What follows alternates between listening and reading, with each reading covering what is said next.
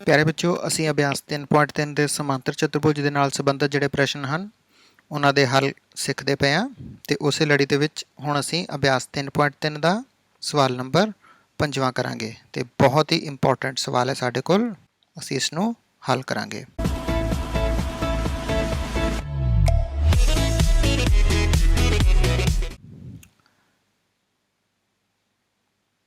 आओ सब तो पहला देख लैंने कि प्रश्न सानू की दस रहा है। प्रश्न सानू दस रहा है कि समांतर चतुर्भुज के लागवें कोणों का अनुपात 3:2 है।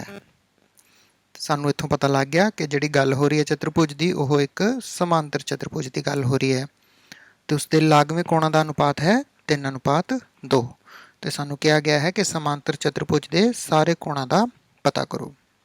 तो फिर देखते हैं असीं इस प्रश्न को किस तरह हल करांगे। सब तो पहला असीं एक समांतर चतुर्भुज का रफ चित्र बना लेंदे हां।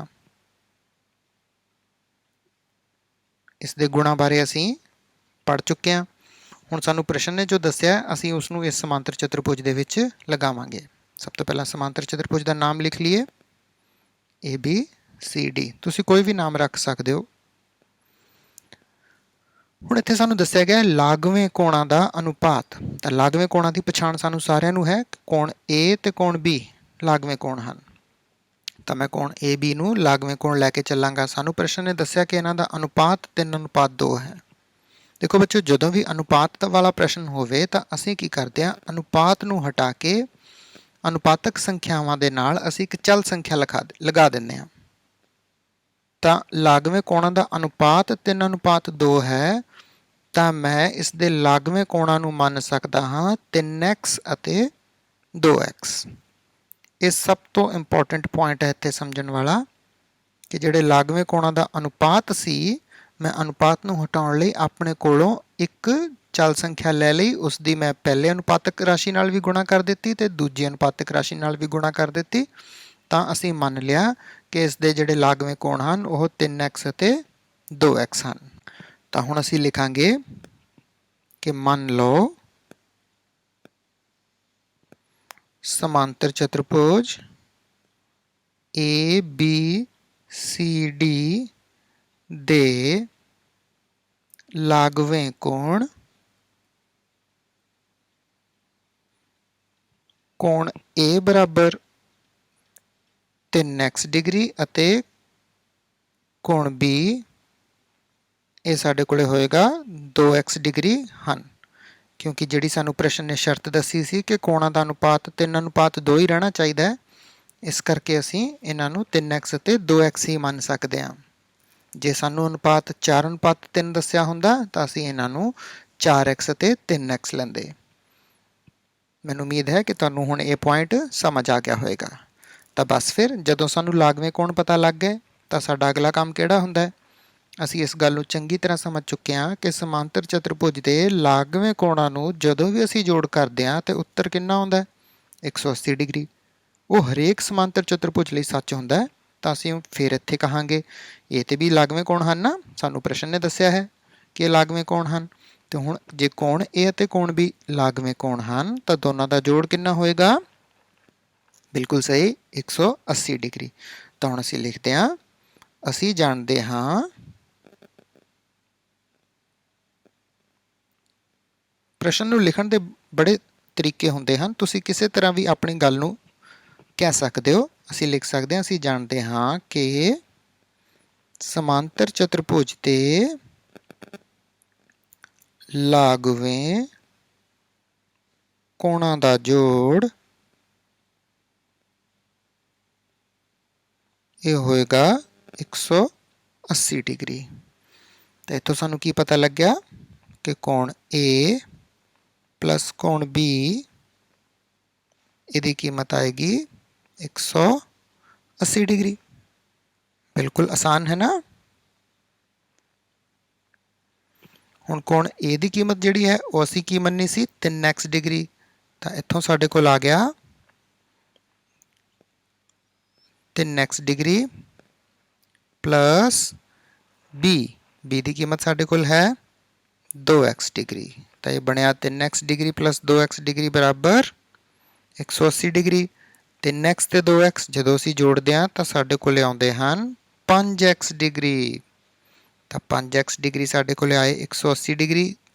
ਬੜੀਆਂ ਸਧਾਰਨ ਸਮੀਕਰਨਾਂ ਹਨ। ਤਾਂ ਸਾਡੇ ਕੋਲੇ x ਡਿਗਰੀ ਦੀ ਕੀਮਤ ਆਈ 180 ਡਿਗਰੀ ਬਟੇ 5। ਹੁਣ ਇਸ ਨੂੰ ਅਸੀਂ ਕੱਟ ਦਿੰਦੇ ਹਾਂ। 5 ਏਕਮ 5 ਤੇ ਅੰਸ਼ ਨੂੰ ਵੀ 5 ਤੇ ਕੱਟਦੇ ਹਾਂ ਤੇ 5 ਤੀਏ 15 ਤੇ 5 ਛਿਕੇ 30। ਤਾਂ ਸਾਡੇ ਕੋਲੇ x ਦੀ ਕੀਮਤ ਆਈ 36 ਡਿਗਰੀ। ਹੁਣ ਕਈ ਵਿਦਿਆਰਥੀ ਨੇ ਉਹ ਇਸ ਬਿੰਦੂ ਤੇ ਆ ਕੇ ਆਨਸਰ ਲਿਖ ਦਿੰਦੇ ਹਨ। ਦੇਖੋ ਸਾਨੂੰ ਪੁੱਛਿਆ ਕੀ ਹੈ, ਸਮਾਂਤਰ ਚਤੁਰਭੁਜ ਦੇ ਸਾਰੇ ਕੋਣਾਂ ਦਾ ਪਤਾ ਕਰੋ। ਤਾਂ ਕੀ x ਡਿਗਰੀ ਸਮਾਂਤਰ ਚਤੁਰਭੁਜ ਦਾ ਕੋਈ ਕੋਣ ਹੈ? ਬਿਲਕੁਲ ਨਹੀਂ। ਤਾਂ ਇਹ ਸਾਡੇ ਕੋਲੇ ਆਨਸਰ ਨਹੀਂ ਹੋ ਸਕਦਾ। ਅਸੀਂ ਸਮਾਂਤਰ ਚਤੁਰਭੁਜ ਦਾ ਕੋਣ A ਦੇਖਦੇ ਹਾਂ। ਦੇਖੋ ਬੇਟਾ ਕੋਣ A ਇਹ ਕਿੰਨਾ ਹੈ ਸਾਡੇ ਕੋਲ? ਬੋਲੋ, ਡਾਇਗਰਾਮ 'ਚੋਂ ਦੇਖ ਕੇ ਪਤਾ ਲੱਗੇਗਾ। ਇਹ ਸਾਡੇ ਕੋਲੇ ਹੈ 3x ਡਿਗਰੀ ਤੇ x ਡਿਗਰੀ ਦੀ ਕੀਮਤ ਮੈਂ ਪਤਾ ਕਰ ਲਈ ਹੈ 36 ਡਿਗਰੀ। ਤਾਂ 36 ਨੂੰ ਮੈਂ 3 ਤੇ ਗੁਣਾ ਕਰਾਂਗਾ ਤਾਂ ਇਹ ਆਏਗਾ 108 ਡਿਗਰੀ। ਤਾਂ ਇਹਦਾ ਮਤਲਬ ਕੋਣ A ਦਾ ਮੁੱਲ ਹੋਇਆ 108 ਡਿਗਰੀ। ਹੁਣ ਜੇ ਕੋਣ A 108 ਹੈ ਤਾਂ ਕੋਣ C ਕਿੰਨਾ ਹੋਏਗਾ? ਦੱਸੋ ਦੱਸੋ। ਹਾਂਜੀ, ਇਹ ਵੀ 108 ਡਿਗਰੀ ਹੋਏਗਾ ਕਿਉਂਕਿ ਇਹ ਸਮਾਂਤਰ ਚਤੁਰਭੁਜ ਦੇ ਸਨਮੁਖ ਕੋਣ ਹਨ। ਤਾਂ ਅਸੀਂ ਲਿਖਾਂਗੇ ਕੋਣ C ਬਰਾਬਰ ਕੋਣ A ਬਰਾਬਰ 108 ਡਿਗਰੀ। ਇਹ ਕਿਉਂ ਨੇ? ਕਿਉਂਕਿ ਇਹ ਸਮਾਂਤਰ ਚਤੁਰਭੁਜ ਦੇ ਸਨਮੁਖ ਕੋਣ ਹਨ। ਅਸੀਂ ਹਰ ਗੱਲ ਦਾ ਜਿਹੜਾ ਹੈ ਕਾਰਨ ਜ਼ਰੂਰ ਜਿੱਥੇ ਤੱਕ ਹੋ ਸਕੇ ਉਹ ਦੱਸਾਂਗੇ ਤਾਂ ਕਿ ਜਿਹੜਾ ਵੀ ਟੀਚਰ ਜਾਂ ਐਗਜ਼ਾਮੀਨਰ ਸਾਡੀ ਆਨਸਰ ਬੁੱਕ ਨੂੰ ਚੈੱਕ ਕਰ ਰਿਹਾ ਉਹਨੂੰ ਪਤਾ ਲੱਗੇ ਕਿ ਬੱਚੇ ਨੂੰ ਸਾਰੇ ਕਨਸੈਪਟਸ ਬਿਲਕੁਲ ਕਲੀਅਰ ਨੇ ਤੇ ਸਾਡਾ ਕੋਈ ਵੀ ਨੰਬਰ ਕੱਟਿਆ ਨਾ ਜਾਵੇ। ਹੁਣ ਅਸੀਂ ਕੋਣ B ਪਤਾ ਕਰਦੇ ਹਾਂ। ਕੋਣ B ਕਿੰਨਾ ਹੈ? ਡਾਇਗਰਾਮ 'ਚੋਂ ਪਤਾ ਲੱਗੇਗਾ। ਕੋਣ B ਹੈ ਸਾਡੇ ਕੋਲ 2x ਡਿਗਰੀ ਤੇ 2 ਦਾ 2 ਹੋ ਗਿਆ ਸਾਡੇ ਕੋਲ ਗੁਣਾ x ਤੇ x ਦੀ ਕੀਮਤ ਅਸੀਂ ਪਤਾ ਕੀਤੀ ਹੋਈ ਹੈ 36 ਡਿਗਰੀ। ਤਾਂ ਇਹ ਸਾਡੇ ਕੋਲੇ ਆਇਆ 36 ਗੁਣਾ 2 72 ਡਿਗਰੀ। ਹੁਣ ਅਸੀਂ ਕੋਣ B ਪਤਾ ਕਰ ਲਿਆ ਹੈ। ਹੁਣ ਸਾਡੇ ਕੋਲ ਰਹਿ ਗਿਆ ਕੋਣ D। ਹੁਣ ਦੇਖੋ B ਤੇ D ਵੀ ਤਾਂ ਸਨਮੁਖ ਕੋਣ ਹਨ ਤੇ ਦੋਨਾਂ ਦੀ ਕੀਮਤ ਬਰਾਬਰ ਹੋਏਗੀ। ਤਾਂ ਅਸੀਂ ਕੋਣ D ਲਿਖਦੇ ਹਾਂ।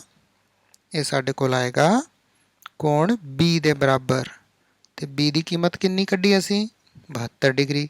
ਤਾਂ ਇਹਨੂੰ ਅਸੀਂ ਲਿਖ ਦਾਂਗੇ ਕਿ D ਬਰਾਬਰ ਕੋਣ B ਦੇ ਤੇ ਜੋ ਕਿ ਬਰਾਬਰ ਹੋਏਗਾ 72 ਡਿਗਰੀ ਦੇ। ਤੁਸੀਂ ਇੱਥੇ ਵੀ ਲਿਖ ਸਕਦੇ ਹੋ ਕਿ ਇਹ ਸਮਾਂਤਰ ਚਤੁਰਭੁਜ ਦੇ ਸਨਮੁਖ ਕੋਣ ਸੀ, ਇਸ ਕਰਕੇ ਅਸੀਂ ਇਹਨਾਂ ਨੂੰ ਬਰਾਬਰ ਕੀਤਾ ਹੈ। ਠੀਕ ਹੋ ਗਿਆ। ਤਾਂ ਦੇਖੋ ਸਾਨੂੰ ਕੋਣ A, ਕੋਣ B, ਕੋਣ C, ਕੋਣ D ਚਾਰੇ ਕੋਣ ਪਤਾ ਲੱਗ ਗਏ ਜਾਂ ਨਹੀਂ ਲੱਗ ਗਏ? ਤਾਂ ਬਸ ਇਹੀ ਸਾਡਾ ਆਨਸਰ ਹੈ। ਪ੍ਰਸ਼ਨ ਸਾਨੂੰ ਪੁੱਛ ਰਿਹਾ ਸੀ ਸਾਰੇ ਕੋਣਾਂ ਦਾ ਪਤਾ ਕਰੋ। ਤੁਸੀਂ ਆਪਣੇ ਉੱਤਰ ਦੀ ਪੜਤਾਲ ਵੀ ਕਰ ਸਕਦੇ ਹੋ। ਦੇਖੋ ਕੋਣ A, ਕੋਣ B, ਕੋਣ C, ਕੋਣ D ਇਹ ਚਤੁਰਭੁਜ ਦੇ ਚਾਰ ਕੋਣ ਹਨ ਤੇ ਅਸੀਂ ਜਾਣਦੇ ਹਾਂ ਕਿ ਚਤੁਰਭੁਜ ਦੇ ਚਾਰੇ ਕੋਣਾਂ ਦਾ ਜੋੜ 360 ਡਿਗਰੀ ਹੁੰਦਾ ਹੈ। ਤੇ ਜੇ ਤੁਸੀਂ 108 ਡਿਗਰੀ, 108 ਡਿਗਰੀ, 72 ਡਿਗਰੀ ਤੇ 72 ਡਿਗਰੀ ਚਾਰੇ ਕੋਣਾਂ ਨੂੰ ਜੋੜੋ ਤਾਂ ਚੈੱਕ ਕਰਕੇ ਦੇਖੋ ਕਿ ਕੀ 360 ਡਿਗਰੀ ਆ ਰਿਹਾ। ਜੇ 360 ਡਿਗਰੀ ਬਣ ਗਿਆ ਤਾਂ ਮਤਲਬ ਜੋ ਅਸੀਂ ਉੱਤਰ ਕੱਢਿਆ ਬਿਲਕੁਲ ਠੀਕ ਹੈ। ਤੇ ਇਸ ਕੰਮ ਨੂੰ ਤੁਸੀਂ ਜ਼ਰੂਰ ਚੈੱਕ ਕਰਕੇ ਦੇਖਿਓ। ਮੈਨੂੰ ਉਮੀਦ ਹੈ ਕਿ ਤੁਹਾਨੂੰ ਇਹ ਜਿਹੜਾ ਬਹੁਤ ਹੀ ਮਹੱਤਵਪੂਰਨ ਪ੍ਰਸ਼ਨ ਸੀ ਇਹ ਸਮਝ ਆ ਗਿਆ ਹੋਵੇਗਾ। Thank you.